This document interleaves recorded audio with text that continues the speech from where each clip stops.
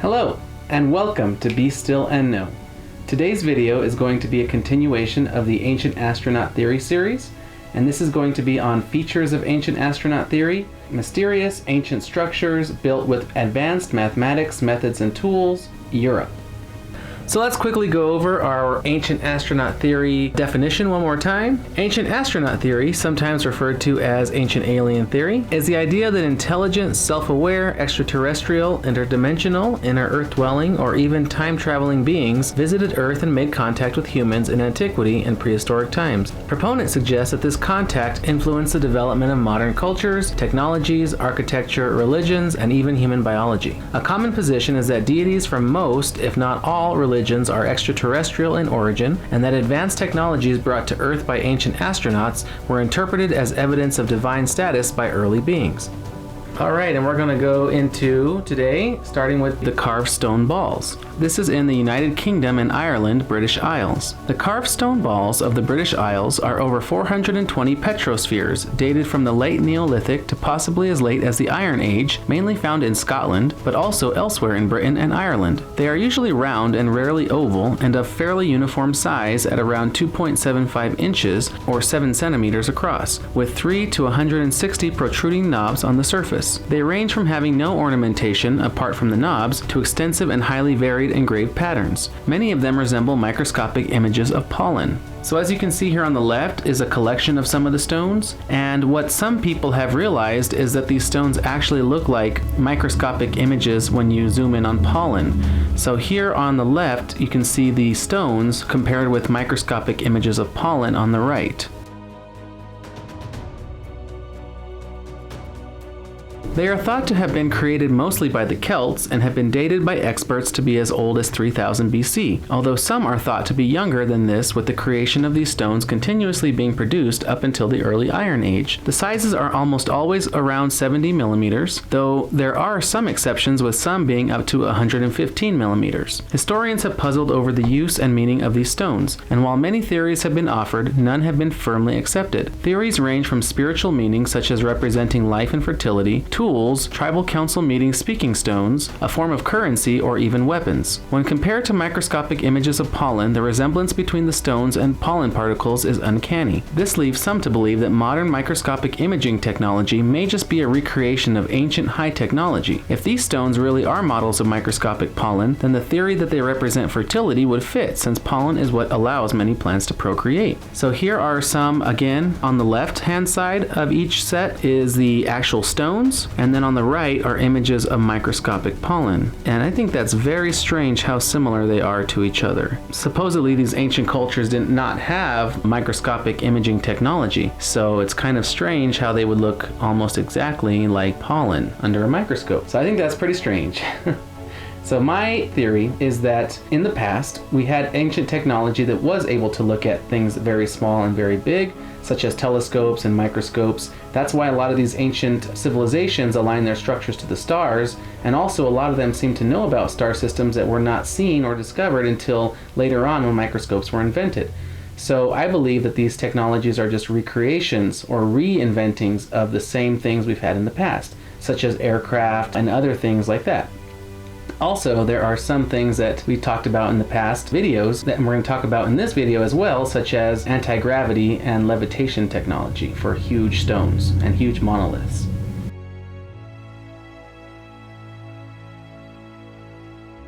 So the next one we're going to go over is the Bosnian Spheres, and this is in Zavodovići, Bosnia and Herzegovina. The Bosnian Stone Sphere Park near the town of Zavodovići, Bosnia and Herzegovina, was opened in September of 2006 by the Bosnian Pyramid of the Sun Foundation, in conjunction with a group of local enthusiasts who recognize the value of the stones and the need to protect them. It is located 80 kilometers north of the Bosnian Pyramid of the Sun in Visok. The spheres were discovered in 1936 after a large storm caused heavy runoff in the area that opened the hillside and washed out the estimated 80 stone spheres. Some of the spheres were washed all the way to the Bosna River, but most remained in the area that is now the park.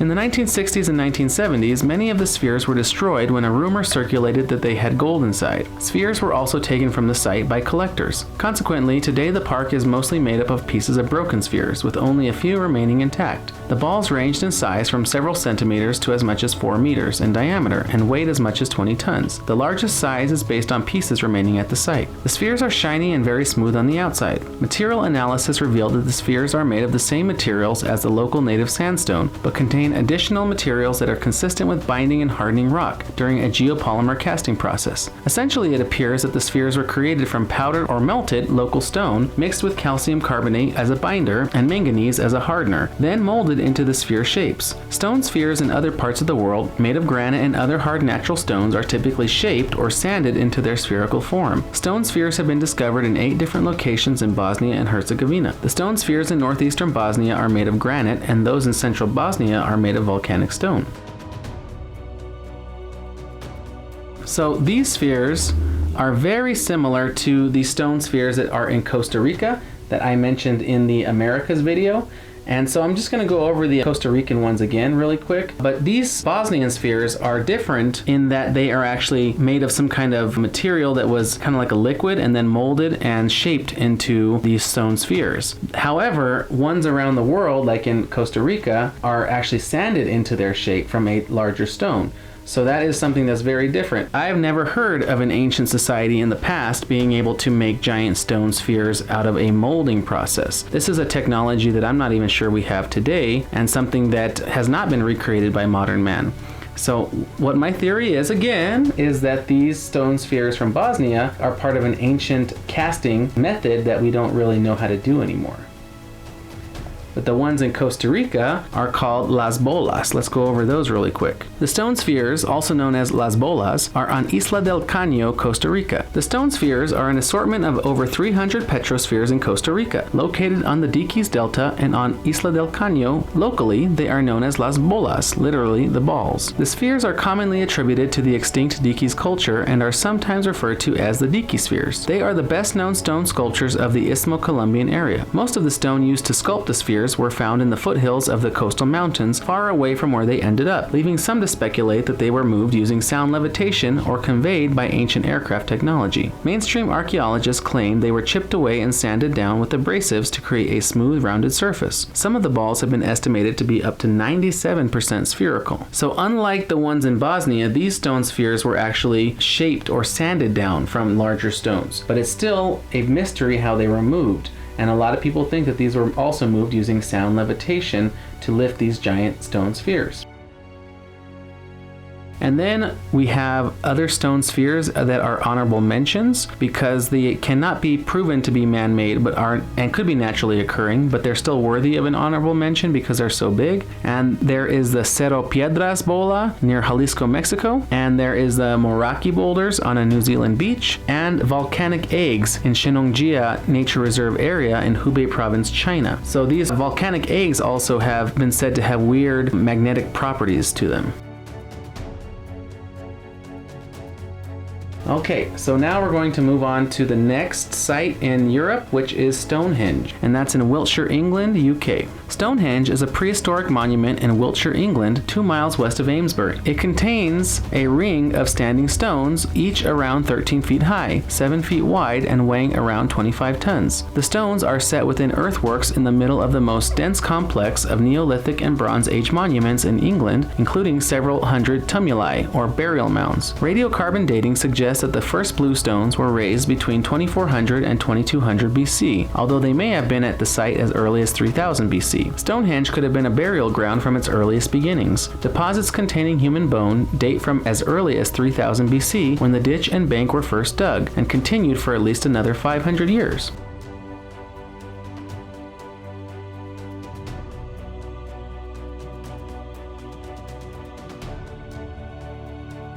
Archaeologists have found 4 or possibly 5 large Mesolithic postholes. One may have been a natural tree throw, which date to around 8000 BC, beneath the nearby old tourist car parking lot in the United States, in use until 2013. These held pine posts around 2 feet 6 inches in diameter, which were erected and eventually rotted in situ. 3 of the posts, and possibly 4, were in an east-west alignment, which may have had ritual significance. Salisbury Plain was then still wooded, but over 4,000 years later, during the early Neolithic, people built a causewayed enclosure at Robin Hood's Ball and long barrowed tombs in the surrounding landscape. In approximately 3500 BC, a Stonehenge cursus was built 2,300 feet north of the site, as the first farmers began to clear the trees and develop the area. A number of other previously overlooked stone or wooded structures and burial mounds may date as far back as 4000 BC. Charcoal from the Blickmead camp 1.5 miles from Stonehenge near Vespasian's campsite has been dated to 4000 BC. The first monument consisted of a circular bank and ditch enclosure made of late Cretaceous Santonian age Seaford chalk, measuring about 360 feet in diameter, with a large entrance to the northeast and a smaller one to the south. It stood in open grassland on a slightly sloping spot. The builders placed the bones of deer and oxen in the bottom of the ditch, as well as some worked flint tools. The bones were considerably older than the antler picks used to dig the ditch, and the people who buried them had looked after them for some time prior to the burial. The ditch was continuous but had been dug in sections like the ditches of the earlier causewayed enclosures in the area. The chalk dug from the ditch was piled up to form the bank. The first stage is dated to around 3100 BC, after which the ditch began to silt up naturally. Within the outer edge of the enclosed area is a circle of 56 pits, each about 3.3 feet in diameter. They are known collectively as the Aubrey Holes, after John Aubrey, the 17th century antiquarian who was thought to have first identified them. These pits and the bank and ditch together are known as the palisade or gate ditch.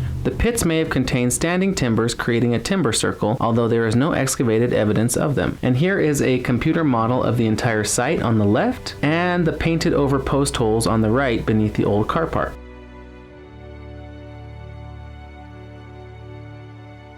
A recent excavation has suggested that the Aubrey holes may have originally been used to erect a bluestone circle. If this were the case, it would advance the earliest known stone structure at the monument by some 500 years. A small outer bank beyond the ditch could also date to this period. The holes held up to 80 standing stones, shown blue on the plan, only 43 of which can be traced today. It is generally accepted that the bluestones, some of which are made of dolerite, an igneous rock, were transported by the builders from the Preseli Hills 150 miles away in modern-day Pembrokeshire in Wales. Another theory is that they were brought much nearer to the site as glacial erratics by the Irish Sea Glacier, although there is no evidence of glacial deposition within southern central England. A 2019 publication announced that evidence of megalithic quarrying had been found at quarries in Wales identified as a source of Stonehenge's bluestone, indicating that the bluestone was quarried by human agency and not transported by glacial action. Each monolith measures around 6.6 feet high, between 3.3 and 4.9 feet wide, and around 2.6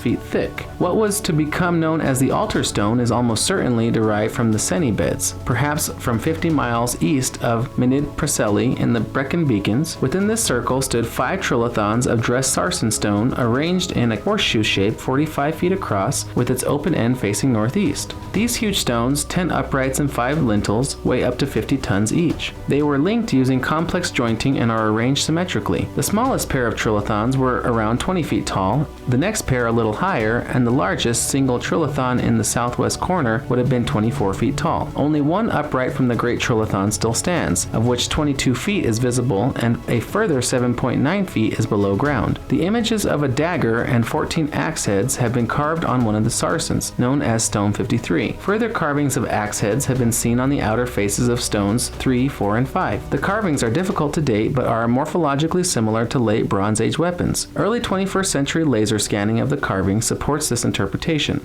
The pair of trilithons in the northeast are smallest, measuring around 20 feet in height. The largest, which is in the southwest of the horseshoe, is almost 25 feet tall.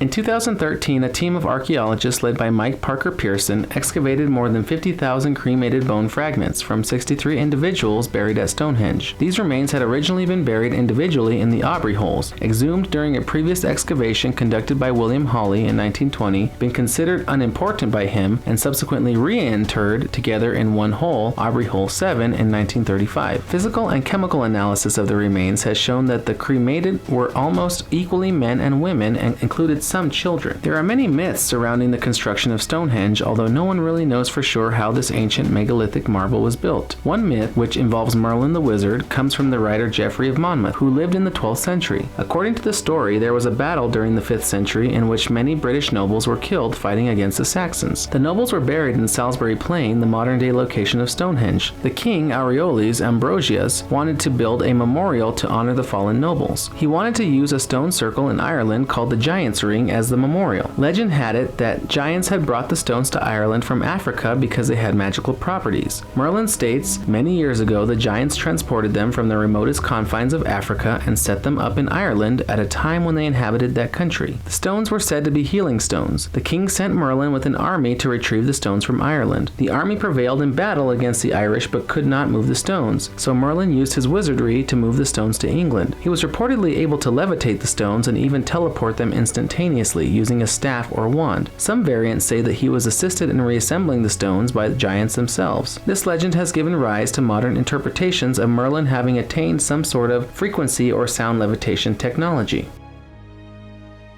So it looks like this is another case of levitation or sound frequency technology or antigravity technology for giant stones. So Merlin was said to have floated them and teleported them or been assisted by giants. So here's some images depicting that.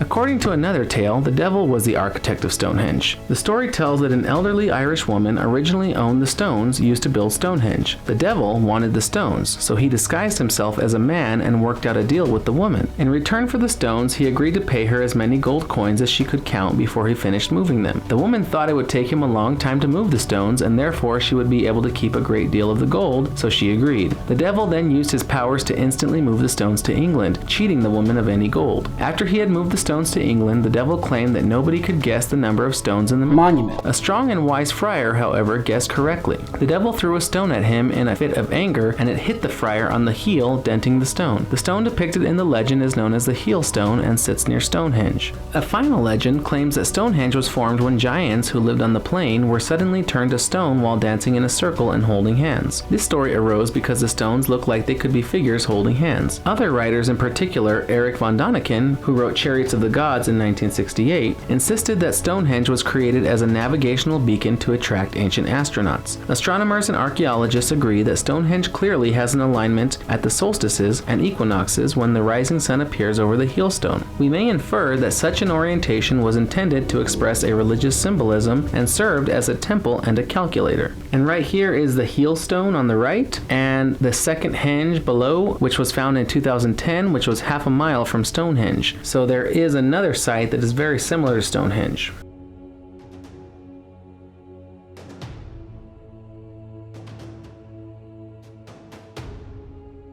So we're going to move on now to the next site in Europe, and this is not actually in Europe, this is in Russia. But since Russia is so far north, and a lot of the people in Russia are white complected, we're going to cover this in Europe. Also, I already had a lot of slides on the Asian one, and I just figured we should just put this in the European one, especially since this site, the Arkayam, is very similar to Stonehenge. This is called the Arkayam, and it's in the Brodinsky district in Chelyabinsk Oblast, Russia. Arkayam is an archaeological site of an ancient fortified settlement situated in the steppe of the southern Ural, 5.10 miles north to northwest of the village of Amursky and 1.43 miles south to southeast of the village of Alexandrovsky in the Chelyabinsk Oblast of Russia, just north of the border with Kazakhstan. It was discovered in 1987 by a team of archaeologists led by Gennady Zdanovich, preventing the planned flooding of the area for the creation of a reservoir. Although it is unknown who built Arkayam, archaeological evidence found at the site suggests that it was inhabited by people of the Aryan race. Specifically, it has been suggested that Arkayam's residents once consisted of members of the Shintashta culture, Indo-Iranian people of the ancient Eurasian steppe.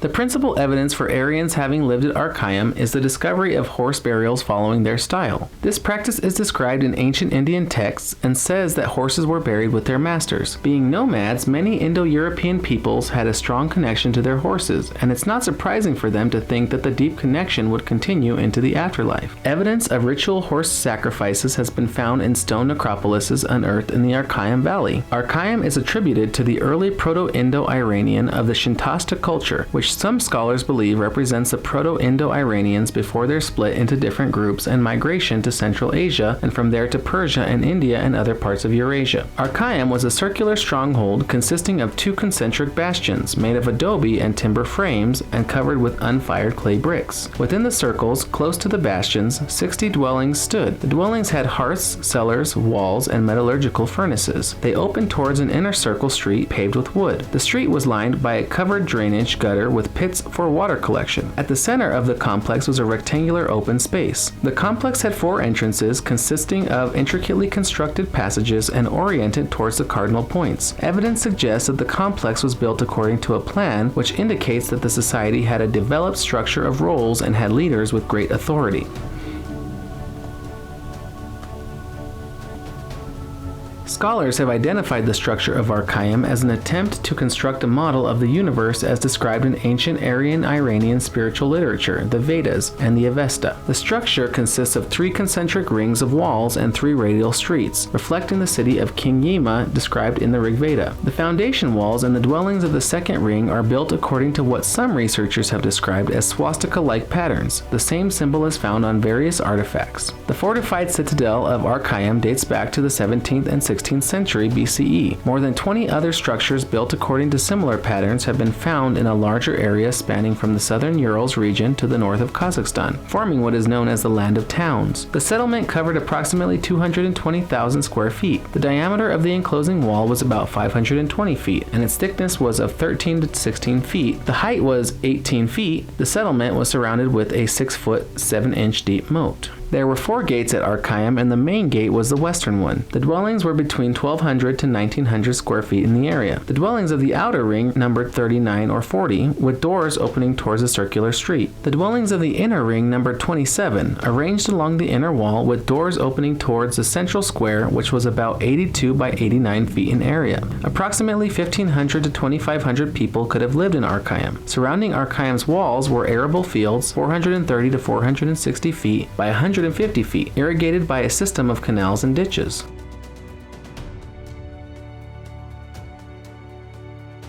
Apart from its creators, another mystery is why the site was suddenly abandoned. There is some evidence of a fire, however, that may not have been the cause of desertion. Because the site was fortified, some people believe it was abandoned when the inhabitants lost a war. Skeletons have been found at Arkayam and in the expansive necropolises of the valley, but the human remains do not generally suggest death in battle. A particularly interesting find of human remains was made at Arkayam in 2013, an individual with an elongated skull. The person may have belonged to the Sarmati tribe. Researchers believe that the alteration was intentional. It was, after all, a common practice among some groups who lived in the South Ural. It is also found worldwide. Nonetheless, the reasons behind the ritual deformation are unknown, leading some to see stronger ties between the curious site of Arkayam and extraterrestrials. To date, archaeologists have found no jewelry, art, or obvious treasures at Arkayam. Broken ceramics, bones, and teeth of domestic and wild animals and humans, and a few stone and bronze tools make up the range of artifacts. Thus, Arkayam holds a different value for archaeologists. The ruins and the curious nature of their layout. As with the mystery of its builders, there is also much confusion on Arkayam's original purpose. Legend suggests it was a holy city for rituals and ceremonies. However, it is evident that over time the location was also used as a fort. As with many ancient sites, it is likely that Arkayam served more than one need, and the main purpose probably changed over time. This is supported by the archaeological findings, which suggest that it was used over the course of millennia.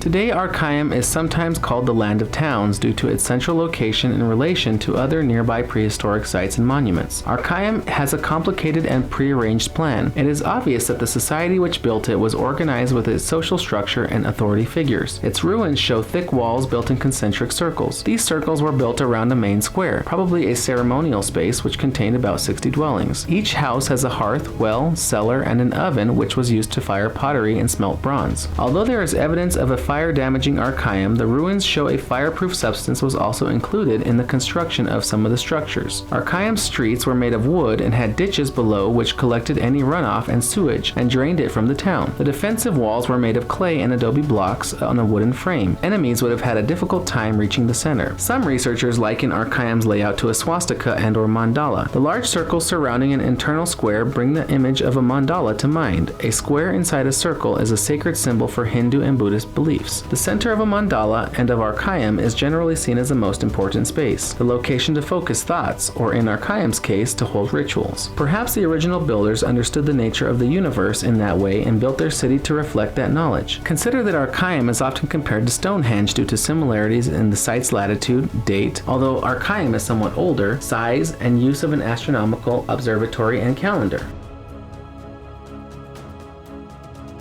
Yet it seems Arkayam's inhabitants had an even more sophisticated knowledge of astronomy than Stonehenge's builders. Experts believe the spiral-shaped buildings were made in association with sun worship at the site, or perhaps as a representation of the universe, furthering the mandala proposal. Doors were placed in alignment with the rise and set of the sun and the moon so that the original builders could observe at least 18 astronomical events, making Arkayam both more ancient and accurate than Stonehenge. The preciseness of Arkayam's spiral buildings strongly suggests their use as an astronomical observatory and calendar. Russian archaeologist K.K. Bytrushkin, who made the comparison between the two famous sites in 2003, said Stonehenge offers an observational accuracy of 10 arc minutes to a degree, but Arkayam surpasses it with an accuracy of 1 arc minute. Stonehenge allowed for, and possibly may still allow for, observations of 10 astronomical phenomena using 22 elements, whereas some archaeoastronomers claim that Arkayam allows for observations of 18 phenomena using 30 elements. This essentially means that certain events in the sky could be observed and tracked by using the site in particular ways and from different positions, and that Arkayam offered more observable events than Stonehenge. So here is an image of a map that shows that Stonehenge and Arkayam are on similar latitudes on the globe, and that they are also very similar shape. Very strange how these concentric circles work, and how both of them are calendars and used to date the solstices and the equinoxes. Note that the buildings at Arkayam also predate similar formations used by ancient Egyptians and Greeks, suggesting an early in-depth understanding of the Earth in relationship to the rest of the universe. The amazing knowledge of astronomy which is evident in its ruins, as well as the mystery behind its builders and abandonment, have led several scholars to say an advanced civilization once lived at Arkayam. There is even speculation that the forgotten ancient people may have had spacecraft. A popular legend claims a god landed at Arkayam, and some people have even suggested that the center served as a launch pad for spaceships and rockets. But this is unlikely unless the pilots of the crafts had an unknown antigravity propulsion system which would not damage the wood buildings or people nearby with fire and air pressure from combustion propulsion systems like the ones currently used by the world space agencies. Obviously, Arkayam had a very sophisticated prehistoric culture, but it could have also been the center for a civilization which had advanced technology and knowledge. It is still regarded as a sacred site for many people. It has also been called a hotspot for paranormal phenomena. Reports of UFOs in the form of light flashes, moving circles, and fog circles are prevalent. Visitors have claimed to hear strange voices, become disoriented, and even see ghosts. Magnetic anomalies have also been noted. No known scientific investigations have been made looking into the claims, and there is lack of proof for these strange events, but they continue to draw in visitors and interest. The discovery of Arkayam and the land of towns has fueled the growth of schools of thought among Rodnovers, Rurikians, Zoroastrians, and other religious movements which regard the archaeological site as the second homeland of the Aryans. The Aryans originally dwelt in Arctic regions and migrated southwards when the weather there became glacial. They then spread out from Central Asia to the east, south, and west, founding other civilizations. According to these groups, all Vedic knowledge originated in the southern Ural Mountains. Some of these religious groups identify Arkayam as the legendary city of Norse mythology Asgard. Asgard, spoken of in Germanic literature, was said to have been ruled by Odin, who was the god of wisdom, healing, death, knowledge, war, and sorcery. Also, the Russian Zoroastrian movement identifies Arkayam as the place where philosopher and prophet Zoroaster was born. Zoroaster, also known as Zarathustra, was an ancient Iranian prophet, religious reformer, and spiritual leader who founded what is now known as Zoroastrianism. The Oxford Dictionary of Philosophy considers considers Zoroaster to have been the first philosopher. Zoroaster has also been described as the father of ethics, the first rationalist, and the first monotheist, having belief in just one God, as well as the first to articulate the notions of heaven and hell, judgment after death, and free will. Today, Arkayam is designated as a national and spiritual shrine of Russia and has become a holy site for Rodnovery, Zoroastrian, and other religious movements. The Slavic native faith, commonly known as Rodnovery and rarely as Slavic neo-paganism, is a modern pagan religion. Classified as a new religious movement, its practitioners harken back to the historical belief systems of the Slavic peoples of Central and Eastern Europe, though the movement is inclusive of external influences as well. So here is an image of Odin on the left, and on the right you can see Zoroaster, and then there is the Arkayam layout and modern Rodnovery followers who are neo-pagans. So they have continued many beliefs from the past as well as using some of the new ones to create a new religious movement, and they believe that Arkayam is a sacred place.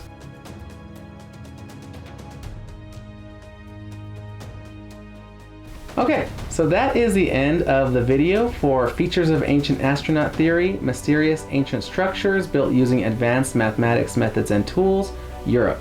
So this was not all of the sites in Europe. As I've said in past videos, I can't do all the sites, but these are just a selection of very special sites that seem to show that there was some kind of ancient contact with either an advanced civilization or some kind of advanced peoples that were able to create these sites and these structures. So again, thank you for joining me for Be Still and Know. And if you liked this video, please subscribe and like the video. And if you would like to support me so that I can buy new equipment, you can always do that through Cash App or PayPal. And again, thank you for joining me. Remember that no matter what comes your way, it's going to be a great day. Thanks again, and I'll see you later.